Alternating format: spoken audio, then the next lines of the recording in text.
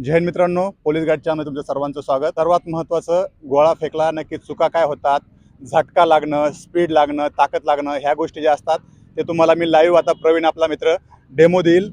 त्याच्या काय चुका होतात ते मी सांगेल, तुम्ही त्या तुमच्या चुका सुधारून घ्यायच्या आहेत। चला तर आता प्रवीण आपल्याला गोळा फेकून दाखवेल, नक्की काय चुका होतात त्याच्या मी त्यावर सांगतो, तो नक्की गोळा आउट टाकणार। चला प्रवीण, तुझ्या स्टेपनी टाक गोळा।